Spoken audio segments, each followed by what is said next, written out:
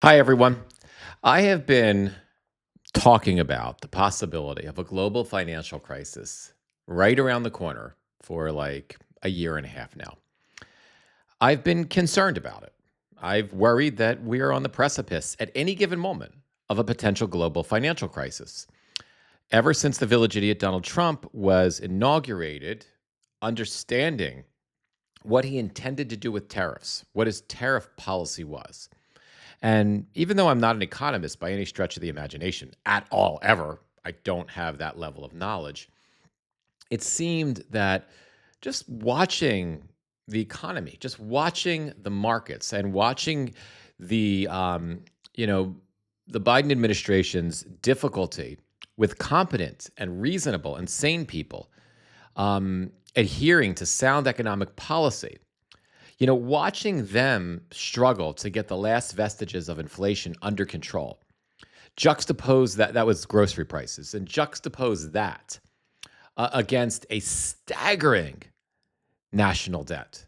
What was it when before the village idiot took office? I don't remember what Biden's national debt was. I know we're at around 38, 39 now. Is it 30 when the idiot took office or something like that?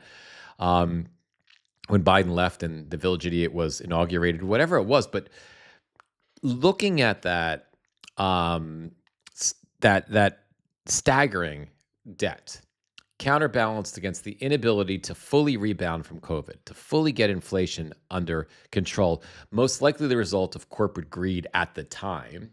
Now it's just bad policy and abject stupidity. I really worried that the potentiality of, and knowing that the idiot was going to put more pressure on the system with his ridiculous fucking tariff nonsense, knowing that he, already hated Jerome Powell and was going to look for a way, if possible, to push him out, which he couldn't do because Powell stuck around. But now we've got his guy, Walsh, or Warsh, whatever the guy's name is as the Fed chair, knowing that immediately when they panic, and they will, that he's just going to push Warsh or Walsh, whatever his name is, to lower interest rates to as low as possible to try to get himself out of trouble, which it won't do. Understanding that you combine that with a global slowdown all the way around the world, I was worried that we were always a minute away from a global financial crisis, right? And then comes the war, the Iran war. And we have a situation with the Iran war where, gas prices go up exponentially. And because this administration had no idea, no matter what drunken Pete Hegseth or the village idiot Donald Trump tell you, they had no idea that the Iranians were going to close the Strait of Hormuz. They had no idea of the potential economic implications for the world. They had no idea that 20% of the world's energy flows through the Strait of Hormuz. They had no idea that the Iranians had the capacity to shut it down. They had no plan for it. They had no idea that it could happen, that it might happen. It wasn't in their wildest dreams or nightmares. And they could have known this because now we've learned that everybody else did.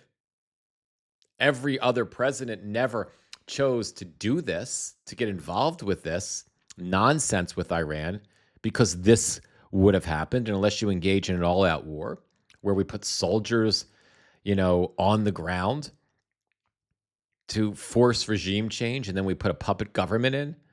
Everybody knew this would happen. That's why Obama successfully negotiated the JCPOA over a significant amount of time. Professional negotiators, people who are competent, who understood the region, understood the economics of the region, understood energy infrastructure and the economics of energy, understood the nuclear,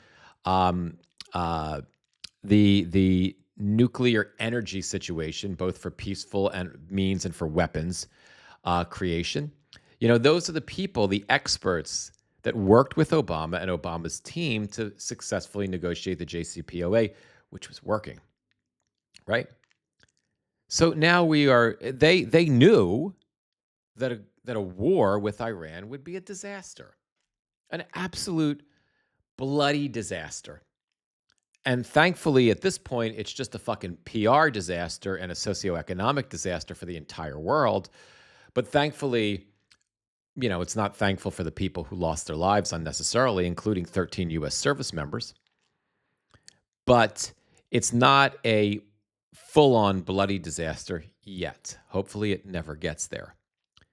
But the point that I'm making is that we are, that they didn't know, and adding that pressure, that economic pressure, to a world financial market, for lack of a better term, that's broken, that was broken before Trump got here, and that is exponentially more damaged because of his stupid tariffs, his overall stupidity, and his ass first policy, right? Now you add this in here, and it seems like it's just going to go on forever. And it really will. I keep saying it's just going to go on until Iran is done with playing games with him, right? Until Iran is done manipulating him, until the Iranians feel like they've achieved enough that they can let him go, that they can give him a face-saving out so that they're in a stronger position as they could possibly be in, and so that they're much stronger after the war than they were before the war. And that's exactly where we're headed. So you add that pressure, though, that seemingly never-ending economic pressure right now into this global economic pressure cooker.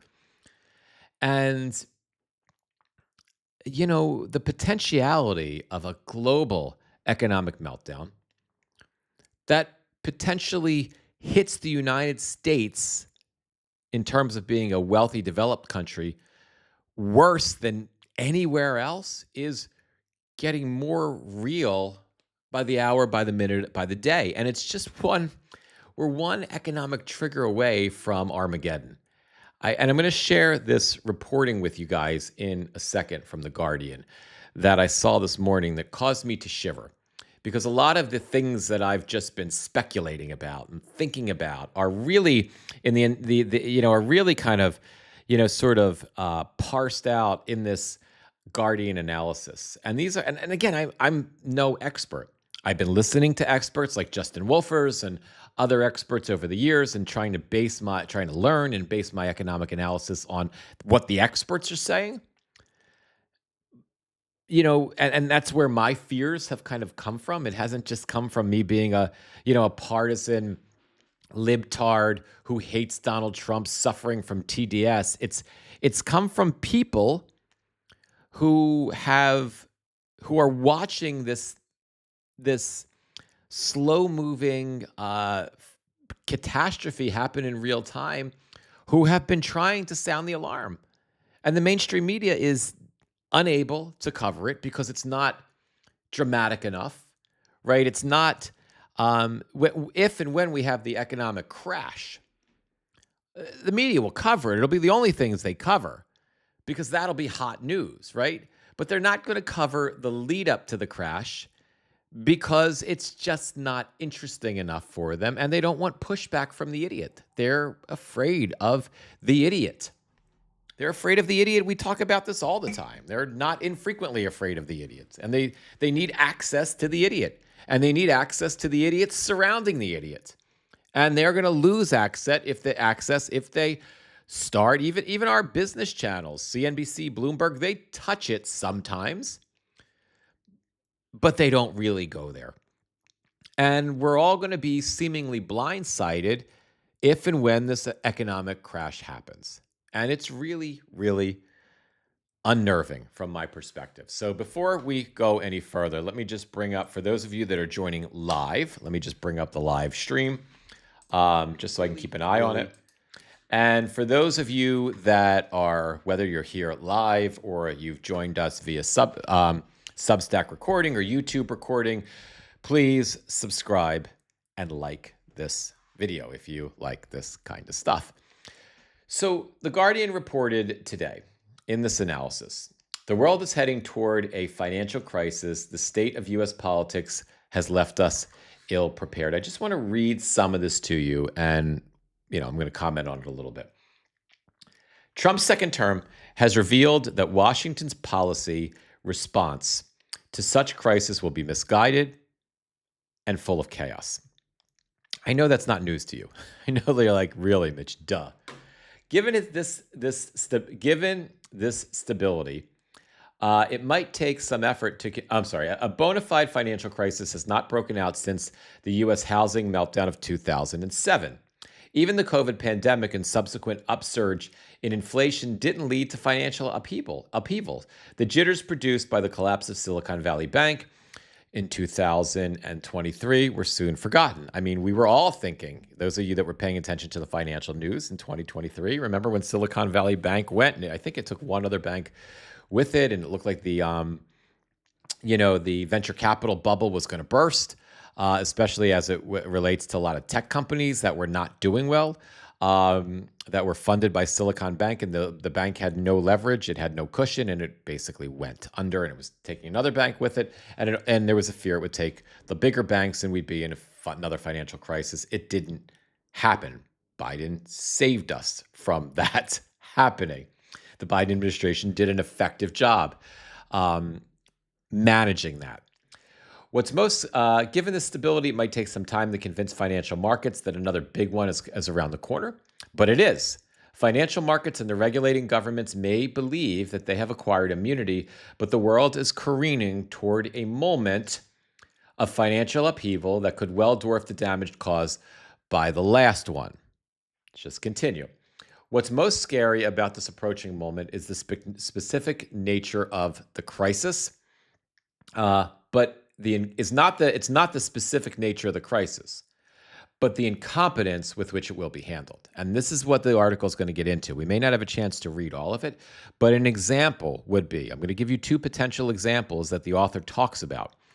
One is the AI bubble burst, or a second one is that what we almost had right after Liberation Day 2025, when the idiot announced tariffs across the board, ridiculous tariffs, different tariffs for every country, and investors started dumping and running away from U.S. Treasury bonds, right? Either of those two scenarios, or God forbid both together, could trigger an economic crisis of epic proportions globally. And what the author is talking about here is if that were to happen, here in the U.S., the imbecile in the White House and the fools that surround him would be the ones responsible for moving us out of the economic crisis that they find themselves in. And there is no possible scenario where that collaboration of stable geniuses, it might as well, we're better off with us, you and me, right? We're honestly better off with as little as we all know about this stuff. You're better off having us in the White House than having this group of unfit souls trying to find their way out of a catastrophic economic crisis. And those are just two examples of things that could happen tomorrow. Current U.S. politics practically guarantee that Washington's policy response will be misguided, steered by Donald Trump's incontinent appetites and animosities. In a world where mistrust has strangled space for collective action, damages are likely to be compounded by similarly blinkered responses around the globe. As Maurice Ostfeld, former chief economist at the International Monetary Fund, noted, the political fundamentals are really bad. And that, it's a simple sentence with, I think, just profound implications. We'll never know exactly when and how the crisis will hit, but one can envisage plausible pathways. This is what I was just talking about. Perhaps a financial bubble pops, stocks buoyed up by the current euphoria over the prospects of artificial intelligence could be downgraded sharply in the light of disappointing returns, sending the stock market tumbling, shrinking consumer spending, and damaging balance sheets of companies that have piled into their into their AI dream as well as their financiers. Um, Now, something just caught my attention. Sending the stock sheets of tumbling that have applied into the AI dream. I can't. I just lost my train of thought as I was thinking it. It'll come back to me. Let me just keep reading. The largest risk at this moment and this is so that first scenario, the one I told you about, that's the AI bubble burst, right? That is, or well, he's just the author here is just turning about just looking at a downturn, right? Just you have you could have a plethora of reasons why the stock market tanks, right? But let's say you have all of this. That's I know what I'm talking about now. They mentioned consumer spending. He mentioned consumer spending in this paragraph, right? We're in this weird situation, right, where consumer spending is incredibly high while consumer confidence is at a record low, like an all-time historic record low, like a record low forever for all time in the entire history of the United States since they've been, tracking consumer spending. Sentiment is lower than it's ever been. Well, how can that be? How can spending be high but sentiment be low? They always go together. They never go apart. Well, this has been going on for several months now, if not a year, and qualified economists, have come to realize that what's happening is because the wealthiest of us, the 1% of us, they're having a killer economy for the moment. They're heavily invested in the stock market, which is at record highs. Even when the stock market takes a massive dump because the idiot takes a massive dump on common sense and engages in terrible policy, the stock market, if the stock market goes down 3, 4, 5,000 points, it's still up incredibly high, right? So, and these stock traders are making money off of the wealthiest of us, whether they trade themselves or someone trades for them. They're making money off the highs and the lows. This rickety stock market still at records high, remaining at record highs, just bouncing up and down in those record highs is an incredible opportunity. They short stocks, they buy stocks, they make profit off of stocks. They are making a fortune. So that community, that small community of Americans that is so heavily invested, are living the dream. It's the American dream where they are all becoming some version of millionaire or billionaire oligarchs. They don't even have to fucking do anything. The idiot gives them insider information in real time. We know almost all the time through, if all you have to do is, if you're a stock trader, it's just, you don't even have to actually try to cheat. You don't have to get a call from someone in the Trump White House saying, hey, yo, my friend, the Village Idiot is going to announce in 1 hour that he's lifting sanctions on Iranian oil, right? They don't even need that, right? They just watch Truth Social themselves dial into Truth Social as part of your analysis for your stock trades, or if you're trading for someone else, and you usually know when to buy and sell. The insider trading is in plain sight. That community is doing so well that good economists have been able to determine that consumer spending is so high because the 1% of America is buying every fucking thing. They are spending like drunken sailors. They are spending for all of us. And they're buying fucking expensive things. So it increases the amount of money. They're buying planes and boats and multiple houses when nobody can buy houses, right? Luxury goods and whatever the fuck else. That this is so if this stock market suddenly took a hit because the AI bubble burst and those 7 or 8 companies that are leading the market, just kind of go under, and it takes the whole fucking market down with it, as well as the banking system, would start with the venture capitalist system that's heavily invested in these stocks in these AI companies. Nvidia, OpenAI either just went public or is going public, or even the ones that aren't public. Anthropic, I don't think is a public company yet. Somebody correct me if I'm wrong on this. But if they crash, everything goes down with them. So let me stop babbling and continue reading. The largest risk at this moment revolves around he's talking about the author here, let me just set the stage, level set for a second. The author here is referring to the other nightmare scenario where investors, domestic and foreign investors and foreign governments start dumping U.S. Treasury bonds and stop buying them. That's an economic disaster here that has effects all over the world. Let me read a little bit to you. The largest risk at this moment revolves around the federal government's accumulation of debt, now in excess of 120% of the nation's gross domestic product. So we're over 100% in debt over that which everything we make. We owe out over 120% of everything we produce, not just how much money we have, but the value of everything we produce. We are 120% in the hole on that. So if you're behind on your credit card payments, or like me, you're struggling to figure out how to pay your student loan and you're behind on it and you desperately want to try to keep a good credit rating, but I don't know how I'm going to pay $720 a month because of this new fucking rule.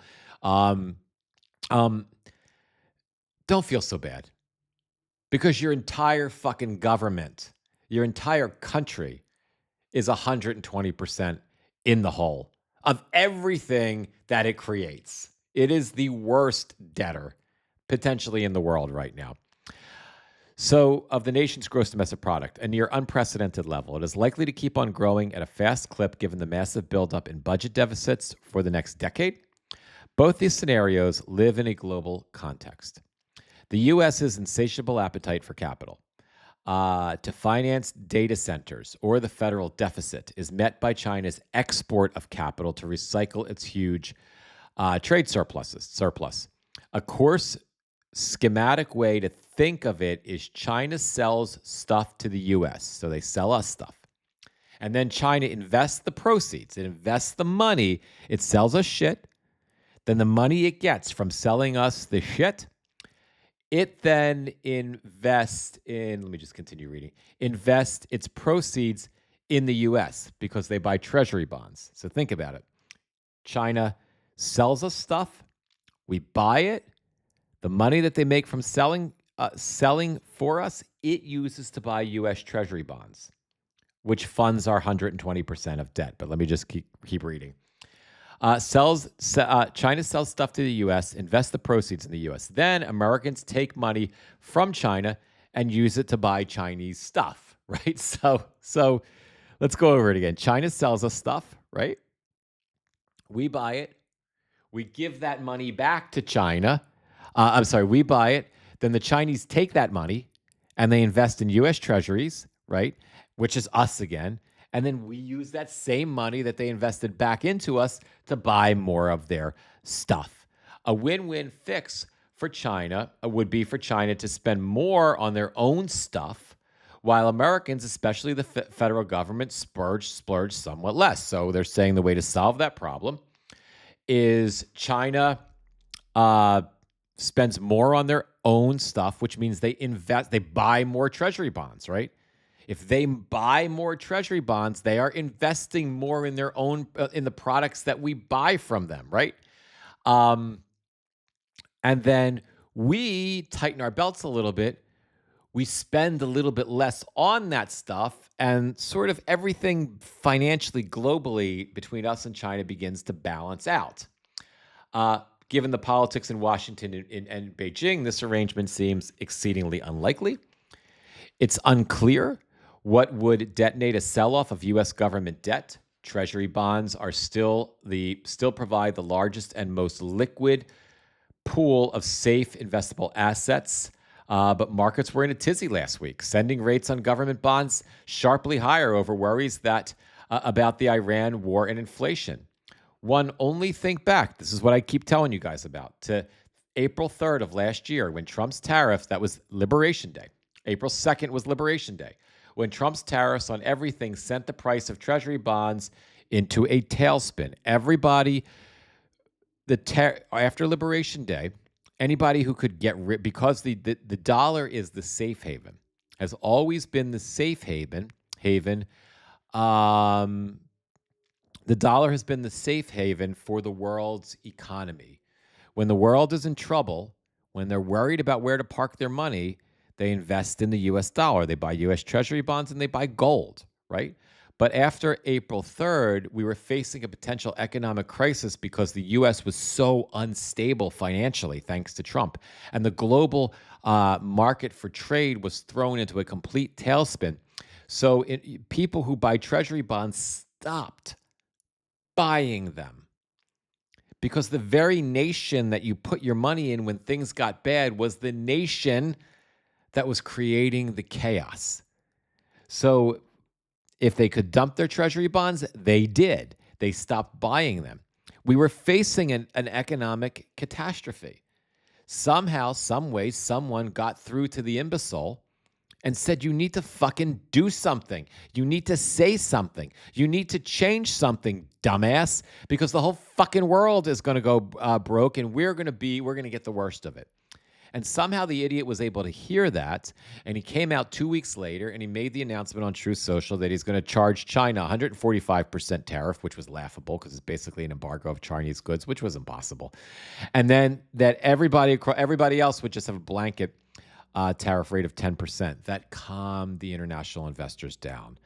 People thought, okay, maybe he's not out of his fucking mind like we think he is. We'll hold on to our bonds. We'll buy new bonds. But still, the yield or the interest rate on the bonds, like how much you make if you buy a bond and you cash it out in 10 years, if you buy it for $100, you have to get more than $100 in 10 years, or else why would you buy it?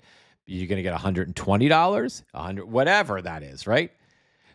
But when you can't sell your fucking bonds because the world doesn't trust you, the only way you can sell them is you have to make them more attractive because there's higher risk. So you have to offer a higher yield, which means you have to pay out a higher amount on that bond. And one of the ways that we track the health of the domestic economy and the global economy is where the yield is, or the interest rates are on bonds. And they have been higher since April 3rd. They never really went back down to normal.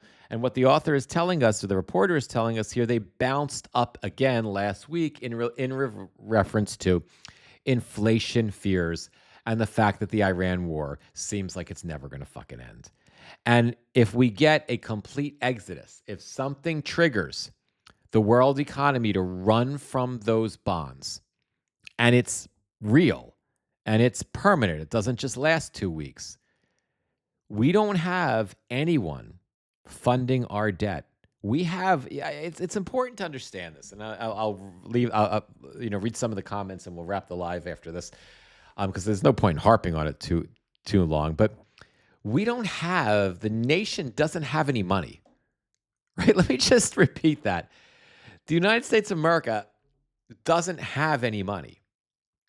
Our debt is 120% of our gross domestic product, right? So if you look at them, individuals you can go to the store, you can buy some stuff, right? You're not like actually broke. But imagine you yourself, okay, are the US government right now. Imagine that everything that you earn, all the money you earn, every single penny, plus all of your output. And your output could be, in addition to working, it's like you go and you get a paycheck, right? If you have a job, right? You get a paycheck. But then maybe you're an accountant. So in addition to getting a paycheck, you provide accounting services for an accounting firm, right? Let's say you don't have your own business. So there's a value to that. There's a dollar value associated with those services that you provide to clients. That also counts above your salary as part of your personal gross domestic product. Then you come home and let's say you cook for the family. So you could calculate the dollar value of that effort, right? Then you drive around and you buy gas and you buy groceries, and all of that has a value to it. So your entire personal gross domestic product, you add all that together, whatever all those dollar values are together, right? Now imagine your debt is 120% more than that, right? It's 120% more than everything you own, you earn, and that you put out, right?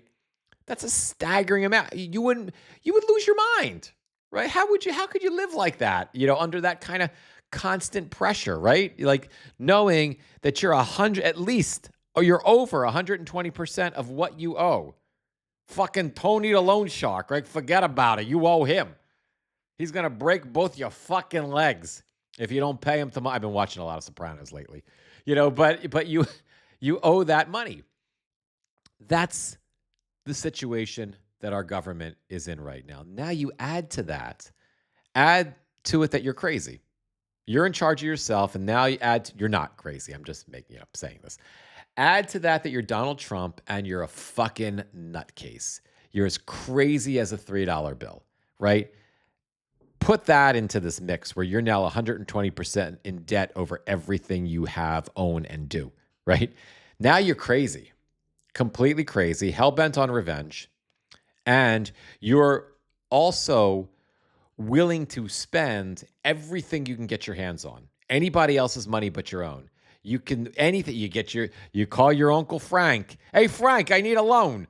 No problem. Frank gives you $10,000. You take the $10,000 and you spend it on whatever the fuck, you want to build a little ballroom for yourself in the backyard, right? So you go to your friend Janine, and you're like, Janine, I got to build this fucking ballroom. I got $10,000 from Frank, but I need you to give me another $19,000 to do demolition on the side of my house. So Janine gives it to you, and you knock down the side of your fucking house, right? And then Janine's like, and you can't pay either of them back. And Janine may have given you the money, but you can never pay Frank back, for what he. And then you want a pool because you have a pool, right? You have your own reflecting pool, but you need it to be blue. Because you want the people to think your pool is beautiful. Everybody should say you got the most beautiful pool. So you go over your neighbor and you're like, I need you to lend me, $100,000 to make my pool blue. And then your neighbor's like, all right, I'm going to do it, but you have to hire my schmuck nephew, Milton.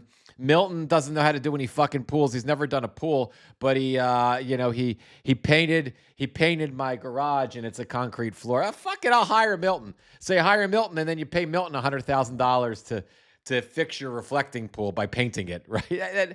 And you're just, this is what we're in right now. Except all of these investors and borrowers are your friends and your friends' friends and the American people. And some of them are people who are, buying, they're the people who are investing in our, in U.S. Treasury bonds, and you rely on all of them. And one thing goes wrong, right? One thing goes wrong. You lose your job. Your $80,000 a year job. It's over. Everything kind of comes in. That's where our government is. But the problem is, remember I said you were a mental case, right? In this case, you're a crazy person, and you're surrounded by crazy people who tell you that you're a genius. So when the shit hits the fan and everything implodes, right? And everything implodes, and you've got to deal with it and fix it because there's nobody else that can do it but you, because you're in charge of your life. You're severely mentally ill. You're hell-bent on revenge.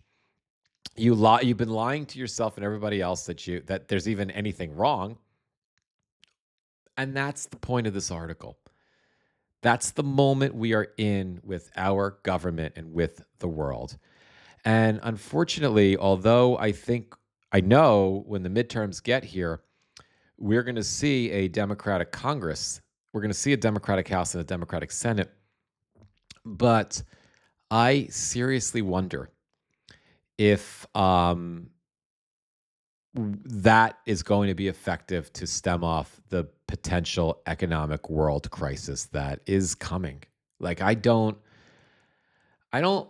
wrong in a lot in my predictions. Again, I keep avoiding the prediction game because, well, I'm predicting more and more, but I always add in that I fuck up the predictions all the time. So take it with a grain of salt. But lately, I've been getting a few things accurate, right? Um, I think I've been accurate about Donald Trump for months and months and months and months and months. I've been saying that the politics of Donald Trump are over. There is no more politics. And I think we've seen enough election results to to recognize that that's true. I think, except when it's like a MAGA primary, but other than within that MAGA community, I think we've seen enough to know that the election is over. I think my 20% approval rating prediction is starting to come to fruition now that Trump is becoming so unpopular. We're finally seeing the Republicans push back. We're in the low 30s on average, the low to mid 30s, but with the war in Iraq and everything else, we saw some serious pushback from Republicans last week with the midterms coming up.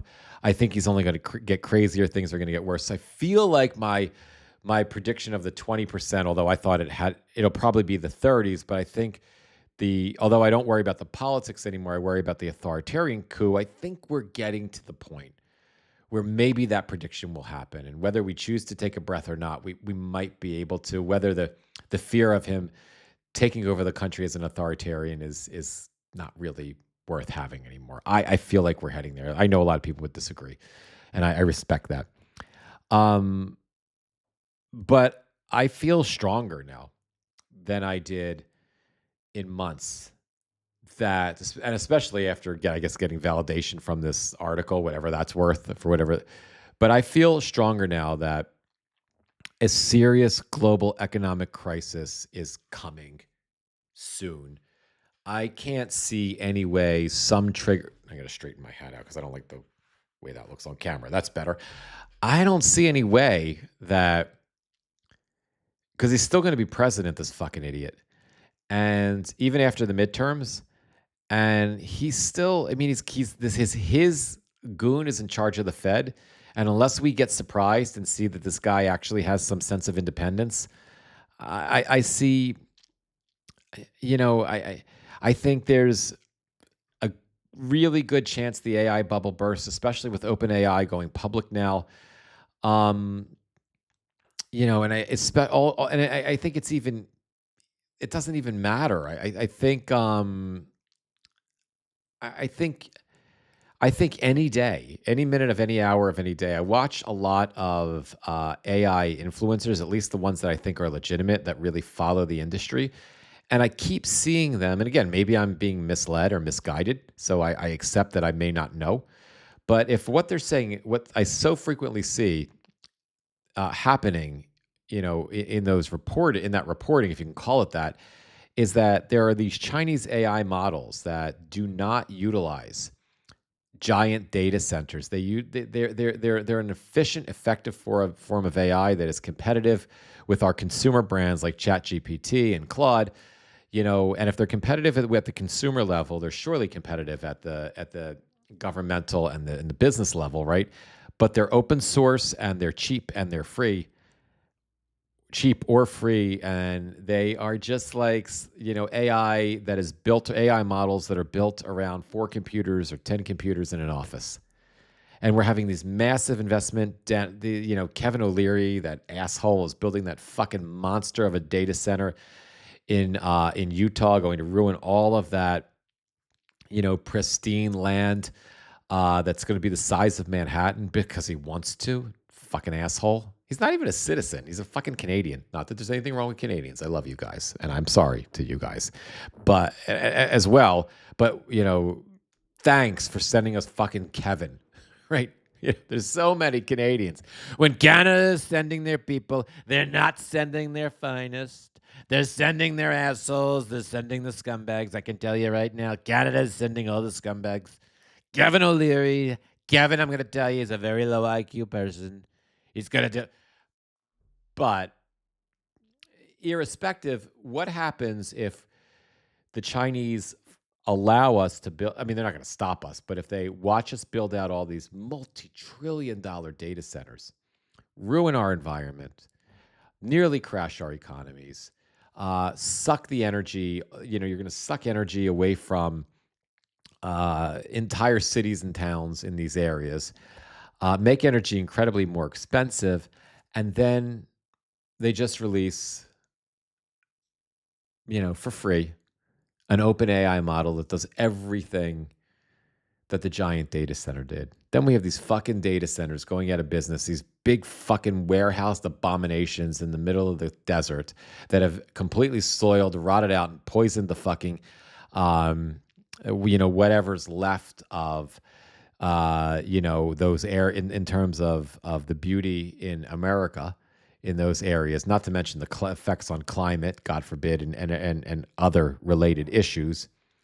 And they're just useless shells. And Kevin O'Leary, goes back to Canada. I hope they don't let him in. I hope they don't I hope when that happens, they don't fucking let him in. They're like, the Canadians, I really hope the Canadians are like, bitch, go back to Shark Tank. See if Mark Cuban will take you. You're not coming here back home. Fuck off. We don't need you. And you live in America after you fucking ruined America. Just saying. Anyway, guys, let me see what you have to say. That's enough of my my strategic babble or lack thereof for the day. Let me just move this over so I can see it. Lacey, there is no oversight on AI or data centers. That could be devastating. It's a complete clusterfuck waiting to happen. There's no goods. Even if AI takes off and the bubble doesn't burst, these data centers are not going to be worthwhile forever. They're just not. Because what happens in tech, things get smaller and faster, smaller and faster. It's inevitable. And creative companies, even if it takes this much processing power now, and the bubble doesn't burst, 5 years, 10 years, 12 years, as AI evolves, it's the technology is going to continue to get smaller and more powerful. And these data centers, these are going to be the fucking ENIACs, right? ENIACs, those old computers that were entire like rooms and at NASA and shit. They're bigger, more despicable abominations rotting in the fucking desert. What are you going to turn a data center into?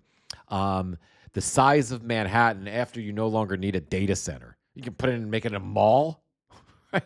What are you going to make it into? A giant, theme park? What the fuck are you going to do with it?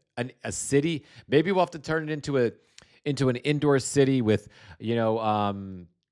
with oxygen and survival shit in there where you grow your own food because it'll be an above ground bunker after we completely make the fucking state of Utah unlivable. Maybe that'll be it because the climate is so bad. Who knows?